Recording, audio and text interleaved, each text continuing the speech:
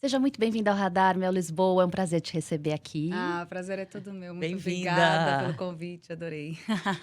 Bom, a gente está falando dessa personagem, Annie Wilkes. Queria que você falasse um pouquinho sobre ela, sobre a peça Misery, que é uma releitura, na verdade, de um clássico de Stephen King. É uma adaptação do livro. A Annie Wilkes é uma personagem bem icônica da literatura e que depois foi levada para o cinema e que ficou muito marcada pela brilhante interpretação da Kathy Bates. No entanto, a versão 2023, ela é uma versão diferente. É uma versão em que essa Annie, ela tem outros contornos, na verdade ela tem mais camadas. Ela não é uma personagem tão flat no sentido de ser aquela personagem que é a vilã, é a psicopata, A ela maluca. ela tem mais camadas, ela tem um pouco mais de complexidade nesse sentido de ok, ela faz coisas condenáveis, sim, mas qual é a motivação? E o outro lado dela, né? E as coisas também legais que ela faz. Então, assim, de certa maneira, o Eric Lenatti, que é o diretor do espetáculo, ele quis também contar essa mesma história sob uma outra ótica, dividindo mais a responsabilidade pelos fatos entre a Annie Wilkes e o Paul Sheldon, que é esse escritor que o Marcelo Airoldi faz maravilhosamente bem. E de quem que partiu essa ideia de não deixar essa personagem ser tão vilã? Que acontece muito disso, da gente ver também esse estereótipo, né, da mulher que fica, Sim, é louca, histérica, manipuladora, né? Tadinho do cara. E ele de sim. vítima. E como é que você recebeu isso? Porque você já conhecia a versão em que ela é 100% a vilã, É, né? total. Não, quando eu recebi o convite, o Lenati já tinha toda a ideia do espetáculo já pré-concebida. Inclusive, a própria escalação, pensar em mim para esse papel, já fazia parte também dessa visão que ele queria dar para essa história, né? Então, Essa ah, cara de anjo, alguém vai achar que ela vai fazer maldade? Você olha pois pra Mel Lisboa. é. Mel Atriz, Lisboa, né? como assim você vai fazer isso? Então, exato. É Isso isso, é tem uma questão de interessante perfil, também. né? É. De atriz, perfil, digo, até questões mesmo de tipo mesmo. A Uhum, maneira como ela é descrita no livro. claro. E ele sempre falou, acha, bom, isso foi escrito nos anos 80, claro, a gente não pode ser anacrônico. Ali naquela época não tinha esse cuidado, esse olhar e tal, mas hoje fica mais difícil de você colocar a mulher nessa situação. Existe uma misoginia ali, os fãs do Stephen King me perdoem, mas existe ali, claro, por isso que eu não estou fazendo anacrônica, que Uhum. né, era natural naquela época, era comum você ver obras assim, a gente não percebia É. tanto. Não tinha esse Claro. olhar, Não tinha né? esse olhar. Hoje em dia é impossível não ver o machismo ali. Então, como que você consegue contar a mesma história é, fazendo uma redistribuição dos pesos, dando mais ambiguidade, fazendo com que o público se confunda um pouco mais e que fique um pouco mais dividido, né, nas suas opiniões. Então, eu acho que essa era a ideia do Lenati e ele foi bem feliz, eu acredito. E você chegou a se inspirar na Kate Bates, por exemplo, assim, em algumas coisas, ou você partiu do zero mesmo para fazer a sua Annie Wilkes? É impossível esquecer do trabalho dela, mas não é a primeira vez que eu faço uma personagem que já ficou muito marcada por uma outra atriz e que fez um trabalho brilhante. Então, assim, é complexo isso, porque se você também tenta se afastar, negar o trabalho dessa outra atriz, é quase a mesma forma de copiar o trabalho dela, só que o oposto. Então, assim, ou também copiar o trabalho também não faz sentido. Para mim não faz nenhum sentido, porque a obra que eu estou fazendo é outra. Sim. Então, assim, já começou porque as linguagens são diferentes. A linguagem de cinema e a linguagem de teatro são linguagens completamente diferentes. Eu não posso fazer coisas que a Cat Bates fazia ou a Nicole Kidman fazia Você no, fez o no Dogville. Dogville. Que é de um trabalho para cinema, que é um trabalho que é minimalista, são coisas pequenas, mas é porque você pensa que é uma coisa que é feita para passar num telão gigante, enquanto que o teatro não, o teatro é o inverso disso. Você tá ali pequenininho no palco pensando que tem alguém lá na última fileira tendo que entender aquela informação que você está dando. Então, a própria linguagem já faz com que a interpretação seja diferente, porque você é obrigado a se colocar de uma maneira diferente. Uma postura, um corpo, uma voz. que não cabe para cinema. Então, a partir daí já tem uma diferença. Mas também porque se trata de uma outra obra, de um outro olhar, de uma outra versão. Então, assim, são outros atores, você está contracenando. Naturalmente, a coisa vai saindo diferente.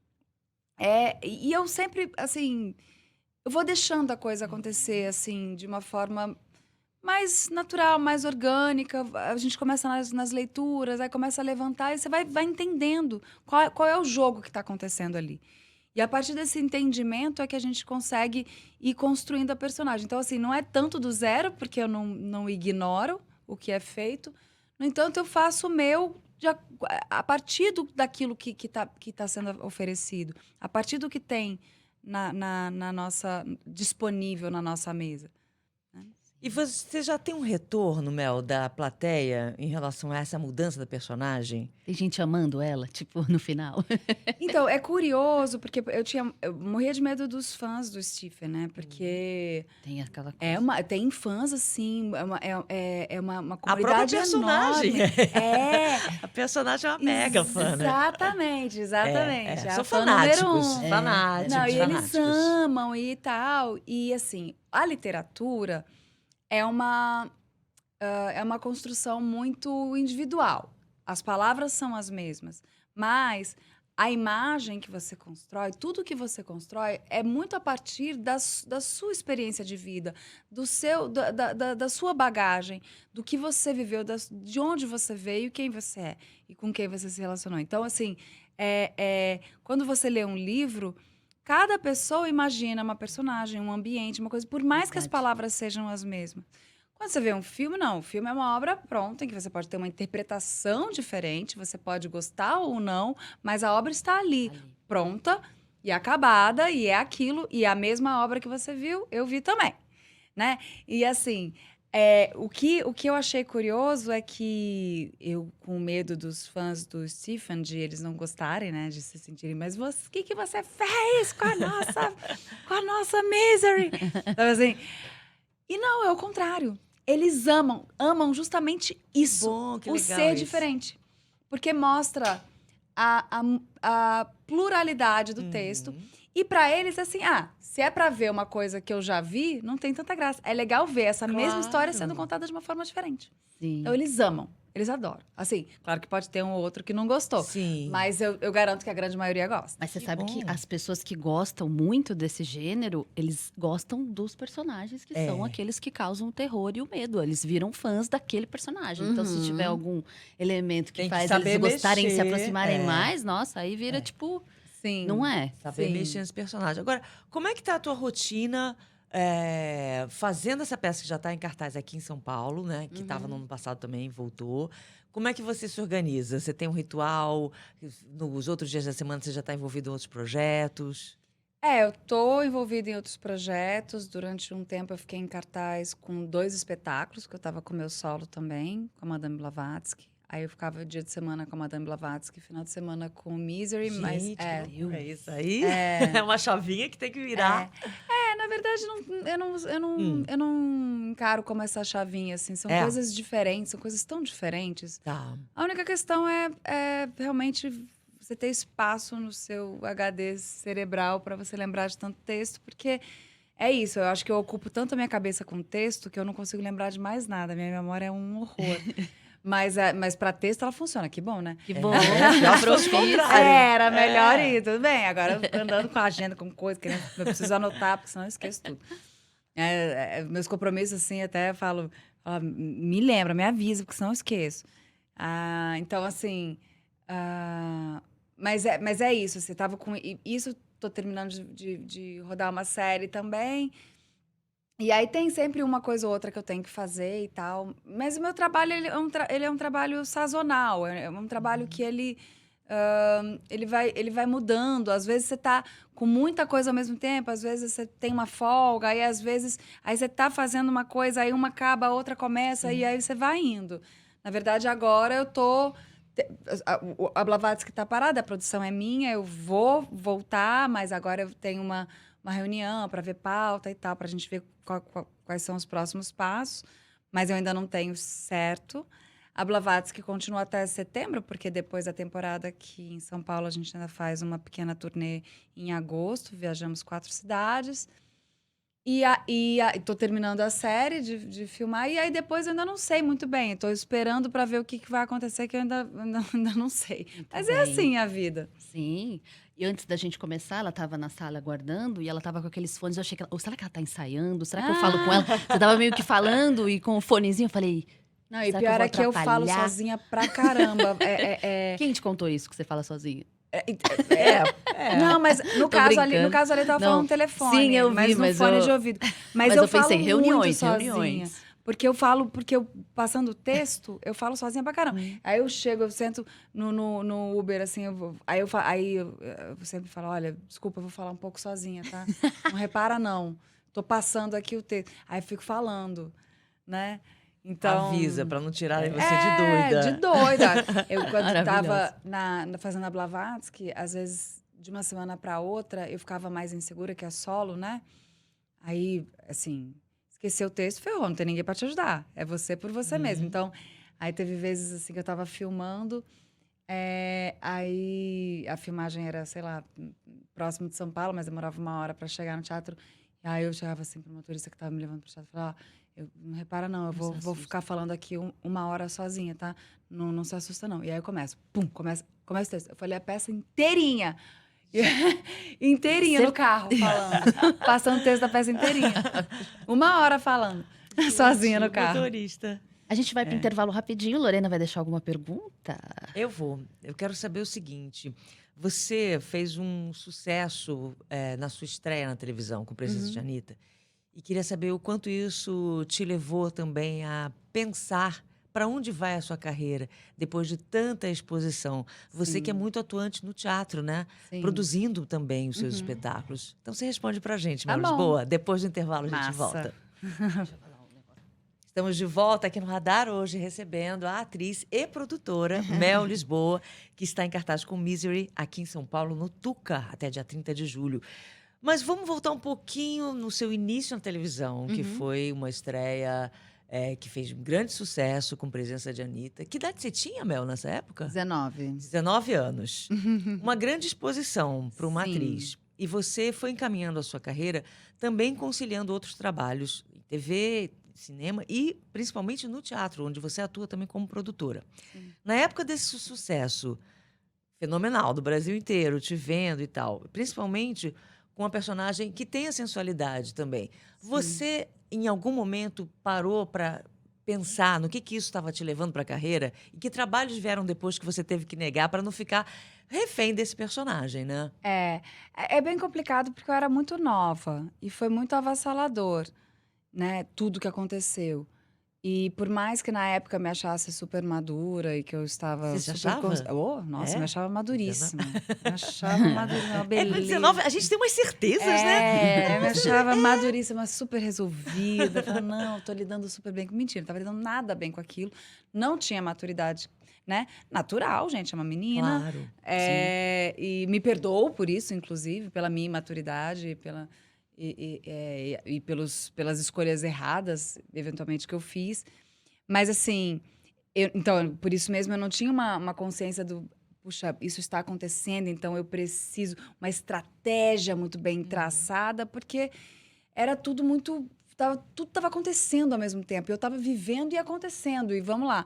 Mas tem uma coisa curiosa, porque eu comecei a fazer teatro com 8 anos de idade. E a minha trajetória é muito atípica, porque ela é muito atípica, ela é muito heterodoxa, ela não tem, né, ela não... É difícil você achar uma pessoa que tem uma história semelhante à minha, de você se tornar, aparecer num trabalho, assim, como protagonista de uma série que foi um sucesso numa época em que a TV aberta era o que havia, né? Então, assim, é um lugar... Aí você tem 19 anos, aí você vai pra onde? Aí você vai... Como é que você faz essa administração da coisa? Complicado. Então, mas, curiosamente, eu tive uma necessidade muito grande de fazer teatro.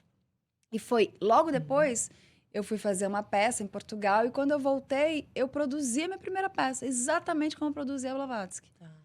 Eu falei, não, eu quero fazer a minha peça aqui. Porque Então, isso foi bacana, porque você estava determinada, né? porque eu sentia que é difícil, porque você tem uma avalanche te conduzindo para o lugar e pessoas falando para você coisas que é muito sedutor, né? Naquele momento era tudo muito sedutor, mas ao mesmo tempo eu sempre, enfim, eu me achava madura e super pé no chão, mas de fato eu tinha alguma coisa que me grudava na terra, que eu falava assim, eu sou inexperiente e eu preciso ter horas de voo. Sim. A bagagem, a vivência mesmo teatral, E né? nada é melhor do que o teatro nesse sentido. E isso, por mais que eu não tivesse a experiência que eu tenho hoje e a certeza absoluta de que sim, talvez fosse uma coisa intuitiva pelo fato de eu ter começado no teatro, mas eu falei, eu preciso voltar pro teatro, preciso fazer teatro. Então, assim, hoje eu tenho certeza absoluta que o teatro eu sou muito grata ao teatro.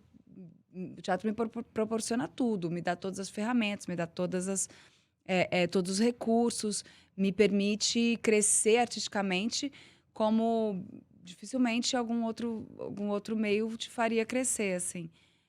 Porque você experimenta todos os dias, né? Sim. Então, assim, você E vai... cada plateia, cada público Cada peça é diferente, por mais que seja a mesma coisa que você faça, é diferente. Então, você vai... E aquilo vai te ensinando, além do que é um trabalho que, aí sim, infelizmente, no Brasil, é pouco valorizado. Sim. Então, você faz porque você gosta. Você faz porque você gosta, você faz por amor. Porque é muita relação para pouco reconhecimento, para pouco dinheiro, né?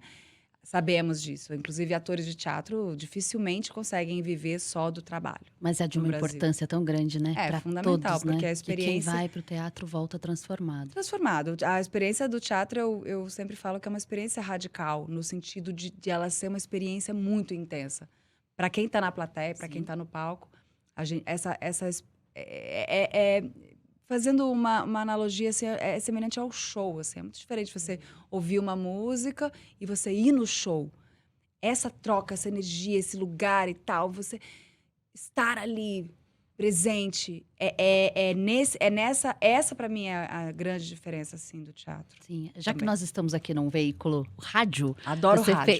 Você fez um audiobook premiado, inclusive, com a PCA, o Paciente 63, que é só áudio, né? Como é que foi trabalhar a Áudio, interpretação sério. também, só ali, pensando Super na voz? difícil, super técnico, na verdade. É um trabalho bem técnico. Porque exato, você tem que passar tudo que você precisa passar daquela personagem, daquela história, só com a voz. Você não tem o seu instrumento, você perde metade do seu instrumento, que é o seu corpo, as suas expressões. Né? Às vezes eu não preciso falar nada, você só olha de um jeito, né? Você tá aqui assim, fazendo uma cena, aí a pessoa fala uma coisa pra você, você já disse. Agora, como é que você faz isso Só no áudio. no áudio? Claro, não é esse recurso que você vai usar outros recursos. E aí é um trabalho muito técnico, muito legal, que inclusive aí me deu outras ferramentas, te dá uma rapidez assim de leitura de texto muito bom. Legal. Agora, encarar a Rita Lee, depois de você ter toda essa trajetória no teatro, e aí não tem como eu esquecer, porque você estava falando, eu pensei, a gente sempre, porque a Roberta é muito ligada à astrologia, né? Eu ia perguntar se naquelas decisões que você teve que tomar ali, se você chegou a consultar. Mas eu lembrei que o seu pai é músico também, né? O Bebeto. Bebeto Alves. Ele faleceu no ano passado, né? Mas aí, me diz uma coisa, você, na hora de personificar a Rita Lee, de alguma forma ele te ajudou? Você tinha esse contato de música em casa? Isso fez parte também da sua formação? Eu acho que sim, de certo modo, embora eu tenha sido criada pela minha mãe. Meu pai sempre morou em Porto Alegre, então eu fui criada pela minha mãe, astróloga, Cláudia Lisboa. Olha. Você não sabia disso? Não. Eu preciso olha aí passar. o easter egg. Então, né? Por isso que eu não... Minha mãe é astróloga. É mesmo? Sim. Mas a coisa do meu pai ser artista, ser compositor, isso sempre esteve na minha vida. Assim como a astrologia sempre esteve na minha vida. Não é porque minha mãe é astróloga que você é astróloga, mas São ares que você respira. Eu fui casada com um músico. O pai dos meus filhos é músico. Eu fui casada há 15 anos. E durante o processo de construção dessa personagem, a gente estava junto. Então, assim, existe e algumas coincidências, assim, porque o pai das crianças toca com o Ney Matogrosso, e a gente se conheceu no show do Ney Matogrosso. A Rita conheceu o Roberto no show do Ney Matogrosso. Verdade, Então, tem foi... tem esse dado aí. Tem. Não, e aí, é bem curioso isso. Então, assim, existe essa questão, mas também, de novo, para mim, era uma coisa bastante de estudo mesmo. O mais do que uma referência da minha vida pessoal, e mais estudar profundamente essa mulher, a obra, a maneira como ela fala, como ela se comporta, a maneira como ela pensa, a maneira como ela anda, a maneira como ela é no palco. E o que foi fundamental nessa sua pesquisa, assim? Foi ouvir as músicas, ver as entrevistas? Você teve um contato com ela para fazer essa preparação? Porque é uma responsabilidade muito grande, muito né? grande. Nossa, na época eu morria de medo. Eu pensei em desistir muitas vezes, de verdade. Márcio Macena sabe, que é o diretor do espetáculo, foi a pessoa que me chamou. Quando ele me chamou, ele falou: eu tô com esse livro, vou fazer um musical desse livro. Rita Lee mora ao lado. Na época não tinha autobiografia. Que é quase uma ficção, o Rita Lee mora ao lado. Exato. Aí ele falou: e eu queria que você fizesse a Rita. Eu falei: você tá louco? Você surtou? Da onde você tirou essa ideia? Ó, que doido, né? Mas, enfim, acabou que no final... Mas a própria Rita adorou. Sim, mas você... Muitas vezes eu pensei em desistir porque era muita responsabilidade. Eu tinha muito medo, né? Porque muito medo de não ser aceita, de as pessoas não gostarem, e de eu não honrar com essa mulher, enfim. Mas, assim, eu acho que uma das coisas muito importantes para mim foi observar detalhes que me ajudaram a fazer com que no palco as pessoas conseguissem enxergar a Rita. Desde postura, a maneira como anda, a maneira como canta. Como é que ela canta? Não é só o gestual. Tem detalhes. O tipo de sorriso que ela abre. A boca, quando ela, dependendo da nota que ela dá, ela faz um movimento com a boca, que ela bota a boca um pouco para baixo de um jeito. Você vai observando essas coisas. Sim. E aí, junta no palco, com a caracterização, com isso tudo, você tem uma impressão Rita Lee. Entendeu? Ela fica ali para você. E isso foi muito importante. Só que isso é tudo, é todo estudo. Todo estudo. Não, um trabalho de composição... É um trabalho de muito estudo. Fiquei obcecada por ela. Fiquei obcecada, assim... Que não é sempre difícil, amei, né? Claro. Mas pra estudar, eu fiquei obcecada. Não, só pensava, só via, só lia, só ouvia Rita Lee.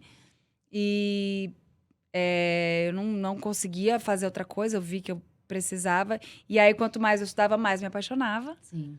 Porque quanto mais você vai conhecer a Rita e a obra, mais você se apaixona. Sim, E aí chegou uma hora que eu comecei a ficar muito triste por não ser ela. Sim, assim, todas nós. Puxa vida, eu tô fazendo ela aqui, fazendo tudo, né? Eu não sou ela, eu mais nunca vou perto ser que você chegou. Mas a gente pode muita coisa por conta Mas dela, foi um pelo que ela trabalho fez. muito marcante, Mel. Tenho Sim, certeza sim, disso, né? sim. Você sabe. Bom, voltando a falar de Misery, Vamos. tem uma coisa muito interessante, né, nessa montagem, que é o cenário circular. Queria que você explicasse para os ouvintes. Os espectadores sentem a magia do teatro, né? Eu acho que a peça ela tem um quê cinematográfico. E isso é muito interessante, porque é como se fosse um filme feito ao vivo. Só que com alguns elementos muito teatrais. Assim, vou explicar o cenário que o Leonardo chamava de um queijão, é um círculo grande que é dividido ao meio. E essa divisão do meio, que seria a parede, ela se move também para frente e para trás, fechando um quarto, fazendo um formato mais que seria um Cômodo. um cômodo. Ou então ela abre para ficar reta, em ângulo reto, assim, no diâmetro do círculo, e vira a fachada do prédio, da casa. Então, assim, quando gira o cenário, o que era o quarto, abre o quarto, e quando gira, é a fachada da casa. E aí, quando volta o quarto. Aí, daqui a pouco, quando abre de novo, já não é mais já não é mais a fachada, já é o corredor. Quantos contra-regras tem ali? Tem, né? Tem que ser rápido, ágil. tem 4 contra-regras e uma camareira que... Então, assim, somos 3 atores fazendo a peça e são 5 na técnica atrás para poder fazer essa magia acontecer. Porque é um balé entre a gente, os contra-regras e a camareira, mas também com a técnica ali da house, né? De onde faz a outra magia da luz e do som e da operação de vídeo, de projeção, de videomapping também. Então, assim, e é tudo muito... cronometrado, assim, tudo... Tem que ser tudo muito certinho, porque se alguma coisa sai do lugar, você não vai entrar no tempo certo, vai dar errado ali. E é impressionante. Só que, ao mesmo tempo que tem a ilusão, o Lenat cria a ilusão, e que eu estava falando do teatro dramático e o teatro épico, que ele mistura o teatro dramático em que você se fecha na sua história, você conta aquela história, o público fica mais passivo nesse sentido, vendo os atores dialogando, ele não fala para a plateia, né? Então, assim, ele não conta aquela história para a plateia, ele fica ali entre eles contando aquela história, e você, plateia, mais passivo, e você vê aquela coisa mais... e aí, de repente, o Lenat revela e narra essa história. E isso é o teatro épico. Então, quando você também revela o contra-regra, quando o contra-regra gira o cenário e você vê o contra-regra girando, ou como uma passagem de tempo, em que na hora o Paul Sheldon está escrevendo. E como é que você passa o tempo? Como é que eles fazem a passagem de tempo? O ator, ele está ali só escrevendo. Você está vendo o ator escrevendo, não está passando tempo. Mas a luz que escurece e amanhece, escurece e amanhece, e o contra-regra que entra e joga papéis no chão e sai, mostra que o tempo passou e que ele já escreveu um monte. É um monte de papel amassado no chão. Então, isso é uma maneira épica de contar a história. Então, e o Lenat mistura essas duas linguagens do teatro. É muito legal, é muito bacana. Interessante. Então, convidando todo mundo a assistir. Misery está em cartaz aqui em São Paulo, no Tuca. Isso. Sexta, sábado e domingo, até dia 30 de julho. Isso, exatamente. Importante, ó, sexta às 8h30 da noite, sábado às 8 e domingo às 5 horas, que é um excelente horário também, né? Adoro o horário das 5. Adoro, gente. Adoro. Claro, porque ainda depois, ótimo, né? Tem o depois, né? Aí você sai, depois ainda tá cedo, ainda pega as crianças, vai jantar. Eu ia falar isso, leva os filhos adolescentes pra conhecer a Turma da Mônica. Sim, faça essas coisas, exatamente. Muito bom. Mel Lisboa, muito obrigada por você ter vindo aqui conversar com a gente no Radar. Agradeço. Conversa e maravilhosa. volte sempre. Sempre. Obrigada. Me chamem. Voltarei com muito prazer.